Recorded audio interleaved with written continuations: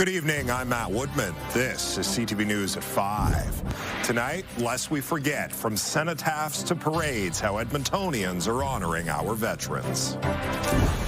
Power plant potential, the city open to ideas for the old brick building in Rossdale.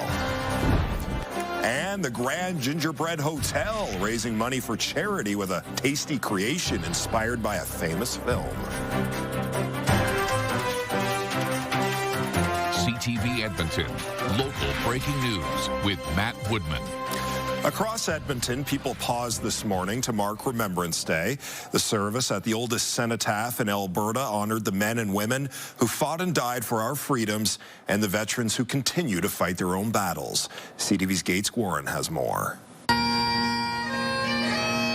Military members took their posts around the Beverly Cenotaph. Hundreds reflected on those who died for our country. Retired Major Jeff Sizo was there to honor his grandfather who fought overseas.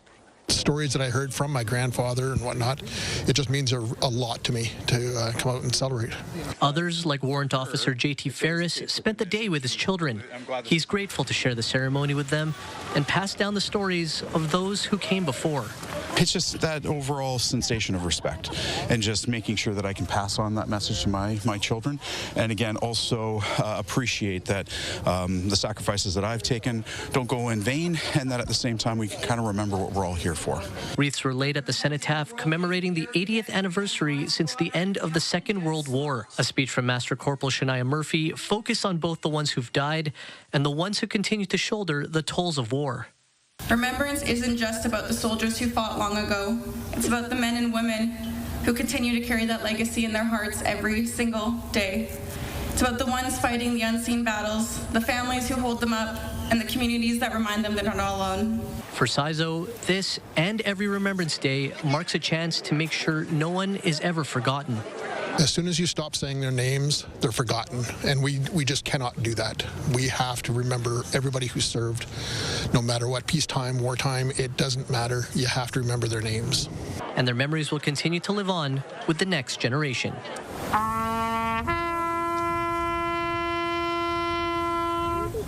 Gates Warren, CTV News, Edmonton. And people gathered at the Alberta Legislature today for a memorial salute.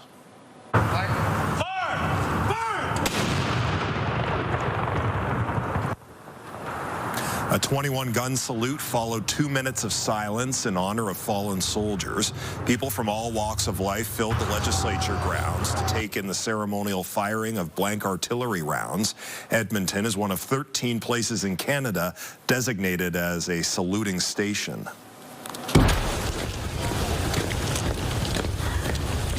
The sound of footsteps broke the silence of procession through the Calder community. People lined the streets to watch the parade from the Northwest Edmonton Senior Centre to the Cenotaph. The Community League puts on this Remembrance Day ceremony to remember the wars fought, the soldiers who died, and the ones who were forever changed by battle.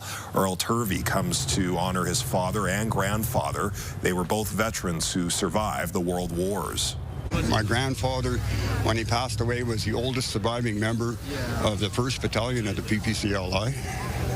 And then I just every year come here, and then after this I go and visit my father's grave, put a poppy on that, and then visit my grandfather's grave and put a poppy on his stone. Turvey says he sees more and more people out at the Calder ceremony each year.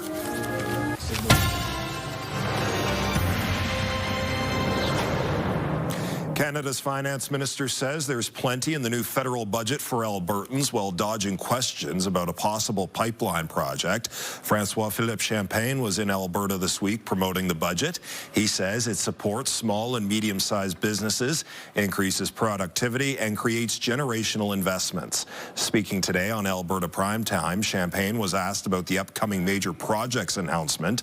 While he wouldn't say whether a pipeline was on the table, he did say he plans to work closely with the Premier and spend plenty of time in Alberta. You know, it's been tough recently, so we need to stand shoulder to shoulder. So that's why I say this is a very focused budget.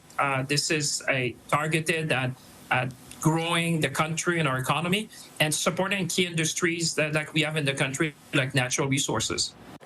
Prime Minister Mark Carney will reveal the second round of what he calls nation-building projects in Prince Rupert, BC this Thursday. Premier Danielle Smith has expressed hope her pipeline proposal will be included in that list.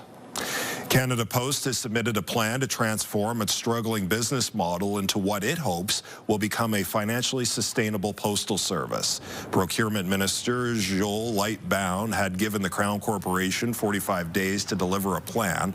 Canada Post submitted its proposal at the end of last week. In a news release, it says it will only share details after it has received Ottawa's sign-off. Postal workers are on rotating strikes ahead of the holiday season. Many Edmontonians took advantage of today's double-digit temperatures by checking out downtown's newest park. I actually live half a block away, and I've been watching the progress of the park, so we just decided to come check it out. It's nice to see the green. It's nice to see, I love this playground. I mean, when was the last time you saw somebody build a wood playground? Downtown's O'Damon Park opened last Friday and was covered in snow for a couple of days. Today, all you needed was some light fall clothing to enjoy all that green grass. Unseasonable Remembrance Day temperatures meant people got a chance to see what the park will be like during warmer weather. All of a sudden, it's a community. It seems like when there was a parking lot here, you didn't see families walking around, people walking dogs, and all of a sudden, yeah, it seems like a real community. The fact that there's so many people out here tells you how badly it's needed downtown. It's a place where we can feel together, and that's kind of hard to do downtown sometimes. So I really appreciate it. People we spoke with say they much prefer the new park over the parking lot it was before. All right, Josh, hopefully we get a few more nice days to enjoy the park before some real winter weather moves in. Yeah, it's going to cool off towards the end of the week and into the weekend, but tomorrow and Thursday should be maybe not quite as warm as today, but well above average once again. 9 degrees currently in downtown Edmonton. This is a little bit of a breeze for a while early this afternoon, got a little gusty. Right now it's out of the northwest about 15 to 20 kilometers per hour, but 11 degrees will go down as the daytime high for today. 9 degrees warmer than average. Again, we stayed above zero overnight last night. That low of 3 degrees warmer than the average high for this time of year. And we talked about this yesterday. If you look at temperatures at 11 a.m., we said forecast was for 7 degrees. It was 7 degrees at 11 o'clock this morning. That's the warmest 11 a.m. temperature on a Remembrance Day in about a decade. You got to go back to 2016. The 10-year average for temperatures at 11 a.m. on Remembrance Day is -3. Here's what it looks like outside right now with the CTV drone. You can see a little bit of lonely cloud cover out there. Skies are pretty clear, and that has been the case for most of the day today. I think we'll see more sun than cloud again tomorrow. And then maybe some snow late Thursday night or early Friday. You've got snow right now, though, falling in northeastern Alberta, up around Fort McMurray. You've got a little bit of snow. It looks like it's coming down a little heavier there to the south, and maybe a little rain-snow mix in the pink zones. Skies are pretty clear, though, around Edmonton. It should stay that way overnight tonight. We'll drop to about -3 by tomorrow morning with light wind and a high of around 6 or 7 degrees for tomorrow and again on Thursday. Closer look at that cool down for Friday and the weekend. More on the snow potentially at the end of the week. All in just a few minutes. All right, Josh, thank you. Coming up next on CTV News, how Edmontonians are helping areas of the Philippines slammed by a deadly typhoon. I feel so helpless being here in Canada, and I just need to do something about it. Wednesday on CTV Edmonton. Our new series looks at the banker who had it all. Mansions, muscle cars, and millions of dollars. With just one catch, none of it was really his. Inside the 2002 investigation of Nick Lissick, coming up Wednesday on the Crime Tapes. Programming brought to you by James H. Brown Injury Lawyers, the heavy hitters of injury law. You're watching CTV News at 5. Visions for the future for a historic structure on a prime piece of River Valley real estate have gone nowhere for at least a decade. Now, the city is once again soliciting ideas from developers for the Rossdale power plant.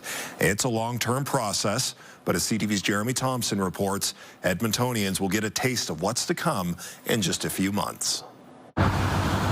With its 7 smokestacks and all-brick exterior, the Rossdale power plant is a prominent feature in the center of the river valley. Aside from one private party 6 years ago and a handful of public tours, the historic building has sat unused since it stopped producing power in 2008. It's a pretty epic opportunity in our river valley. The city is now offering that opportunity to the world, posting a request for ideas on a provincial website, inviting developers to share their vision for repurposing the power plant. Who hasn't driven past here and looked at this and thought that could be something so cool? Like you referenced the Forks, there's Granville Island, there's Old Port of Montreal. There's these examples across Canada. Like this is our opportunity to make it our own. The plant is part of a larger vision to transform Rossdale. Work is underway to prepare the neighborhood for another 2,500 housing units, including parks, a new road, and other transportation upgrades. The power plant really is an opportunity for amenities in this area to draw people into the community as well as to support the new residents down here. It's far from the first time the power plant's potential has been pondered. Prairie Sky pitched it as a station for the gondola project that never got off the ground. And after that party in 2019, CTV interviewed a developer who recalled pitching ideas a dozen years earlier. If we're having this conversation 10 or 12 years from now and saying, what should we do with the Rossdale power plant? That's the big failure. We've been moving forward, again, maybe not as quickly as some may have wanted, but again, we've created a really strong foundation. Councillor Ann Stevenson says that work includes purchasing the plant from EPCOR about 3 years ago, paying to reinforce the structure, and creating a plan to involve Indigenous groups in any redevelopment proposal. The city is also offering the public an appetizer of what's to come for the site. It's a pretty spectacular spot. With new railings and decking on the terrace of Pump House 2, Edmontonians will be able to access it like a picnic site next spring, though it likely won't yet feature a cafe as seen in some concept art. The window to submit ideas closes April 30th. Jeremy Thompson, CTV News, Edmonton. Edmontonians are working to send aid to the Philippines. The country was rocked by a pair of deadly typhoons in 1 week. The disasters killed hundreds of people and displaced millions more. The local Filipino community has banded together, doing what it can to help recovery efforts. Groups like the Visman Association are seeking donations to be delivered to medical missions and parishes to connect people affected with clothing, food, and other basic needs. Filipinos are one of the fastest growing immigrant communities in Alberta, and we are just really tight-knit with our families and friends back home. So right now, teams are mobilizing, people are kind of coming together, really trying to reach to their families back home and send these funds.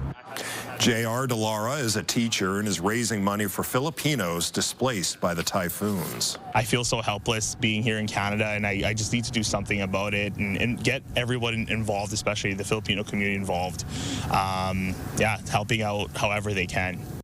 You can donate to Visman's efforts by visiting its GoFundMe page. Delara can be reached through his Instagram account at its.mrdelara. A local brewery is honoring Edmontonians who fought in the First World War with a special ale. Campio Brewing teamed up with the 49th Battalion Loyal Edmonton Regiment Association to create the Lestock charity beer.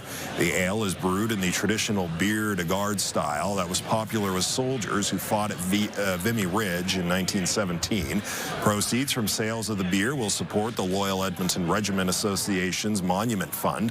That money will go towards installing memorials on First World War battlefields where Edmontonians fought and fell. Because people like to know, like, where did we fight? You know, like we fought at Vimy Ridge and we fought it, but some of the major battles where we lost a lot of life, and that's what we just so we recognize the people that's for their sacrifice. The beer will be available at Campio Brewing throughout November or until it's gone. Still to come tonight on CTV News, Jennifer Lawrence talks about her time shooting her latest movie in Alberta. I had a toddler there, so I did a lot of exploring. Programming brought to you by James H. Brown Injury Lawyers, the heavy hitters of injury law. Wednesday on Your Morning, we begin building a mountain of toys to help out Big Brothers Big Sisters of Edmonton. Plus, the compassion fatigue that comes with caring for pets. We talk about burnout among veterinarians tomorrow. Your Morning Edmonton, weekdays. Oscar-winning actress Jennifer Lawrence is sharing some of her memories of her time in Calgary from when she was shooting a movie there. The experience was also special for her son. I had a toddler there, so I did a lot of exploring. I went to the zoo. I went to the science museum that has that like great outdoor, that crazy slide. And the Saddle Dome was a big part of conversations. But when I wrapped, I always sometimes when I wrap a movie, I get like a little bit of PTSD, just like about the, it's hard to describe it. Like I won't want to look at like pictures from that time for like a few months. But somebody had given my son a book called Good Night Calgary. And every single night, he would want me to read and it was like, good night, Saddle Dome, good night. And it was just like the whole thing over and over again. Lawrence shot Die, My Love in and around Calgary last year.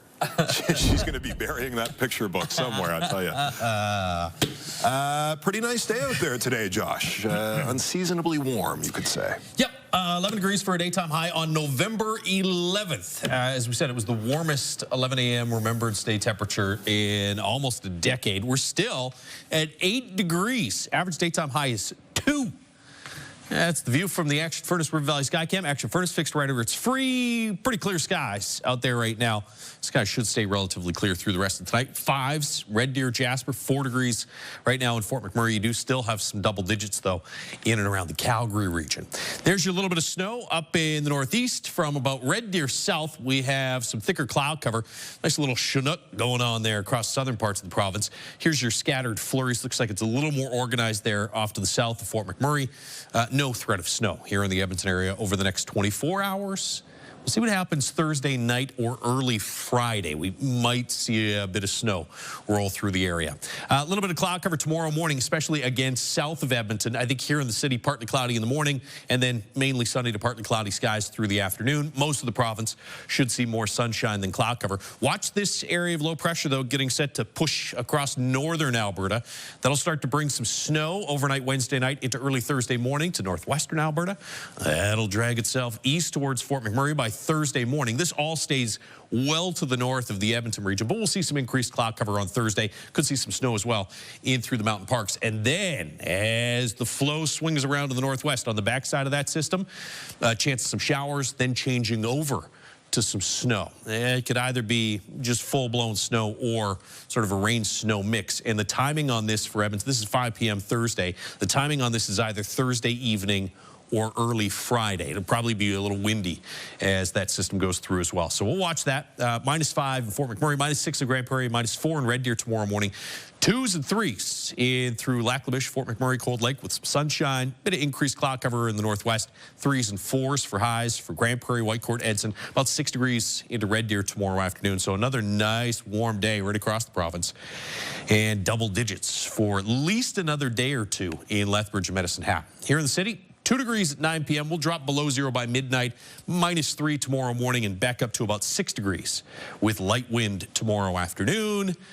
6 or 7 again for Thursday with that increased cloud cover. And then I've got windy and a 40% chance of some flurries or snow there for Friday. Again, the wind and the snow might be more like late Thursday night or early Friday morning. We'll see how that plays out. Come back tomorrow. We'll have a better idea on the timing. 1 Friday afternoon and still a degree or 2 above 0 Saturday, Sunday.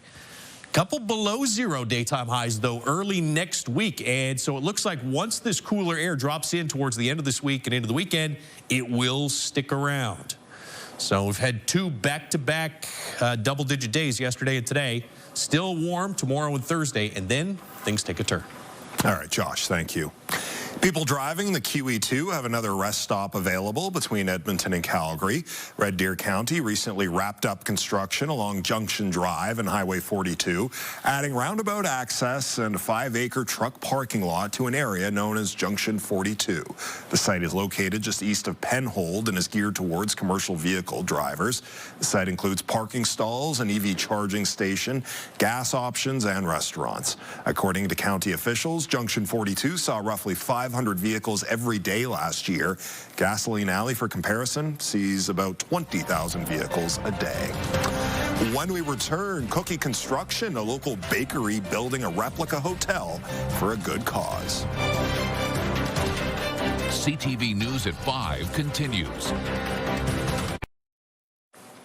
Coming up on CTV News at 6, local veterans are concerned the Canadian government is reducing the amount of a certain therapy intended to help with chronic pain issues. Plus, a high-profile Canadian enlisting to help researchers better understand the toll military service can take on the brain. And a look at some of the dozens of paintings owned by the Hudson Bay Company that will go up for auction next week. Those stories and much more on CTV News at 6 with Jeff Hastings. Businesses along 124th Street are preparing to welcome the winter season with the All is Bright Festival this weekend. One highlight is Duchess Bakery's Gingerbread House. This year's theme is the Grand Budapest Hotel, the hotel made famous from a Wes Anderson movie. CTV's Nara Manisa reports. I'd rather put a shim in there, honestly. Yeah, we could do that. It's all hands on deck as Garner and Kelsey Beggs deck out this gingerbread house. We are under a real tight deadline here. We have hours left to finish it, so it's going to be a non-stop slog from now until its unveiling. Every couple of years, Duchess Bake Shop creates an elaborate gingerbread house. This year's theme? Grand Budapest Hotel. So one of my favorite Wes Anderson films. This is the hotel in the movie, and this is the Duchess version so far. It's made up of more than 90 kilograms of gingerbread, approximately 30 kilograms of melted sugar, and a whole lot of royal icing. Hundreds of hours go into the creation of it. In previous years, Duchess recreated Hogwarts from Harry Potter, the castle from Frozen, and the Milan Cathedral. It just makes me happy. I don't know. To me, gingerbread is synonymous with the season.